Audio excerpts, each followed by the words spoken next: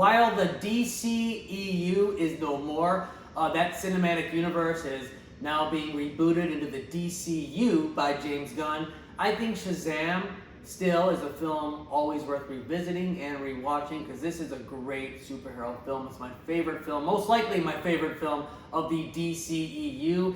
The film about centers around this 14-year-old kid named Billy Batson, and his mom left him when he was younger. He's in and out of foster care. He's had a rough past, and he gets in a lot of trouble, and he gets put in this group home. And some things happen, and he meets this wizard who gives him this ability to say Shazam, and then he turns into the adult version of himself as a superhero. The adult version is played by Zachary Levi from the show Chuck. I always enjoyed that show a lot. So it was fun to see him in the show, and he brought a lot of good energy to it. So here you have this 14-year-old. He says Shazam. He turns into the adult version of himself as a superhero, and then he says Shazam again, and then he turns back to the 14-year-old.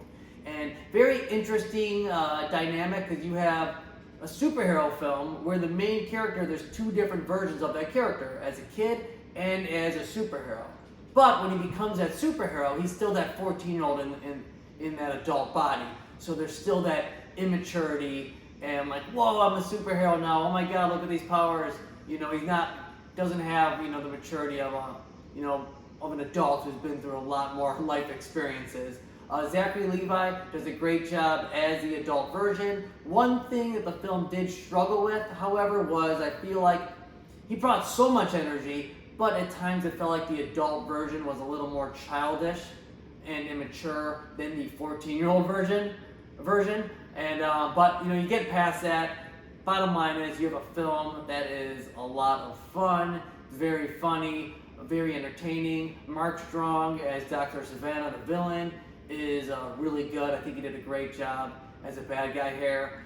It's a film with good values, good morals, good theme about family. Love the relationship between Billy Batson and all the other kids at the group home, and the friendships they develop and what they go through together as the film goes on, especially that third act where they're at a carnival, all running from the bad guy and they have to work together. I really like how they did that there.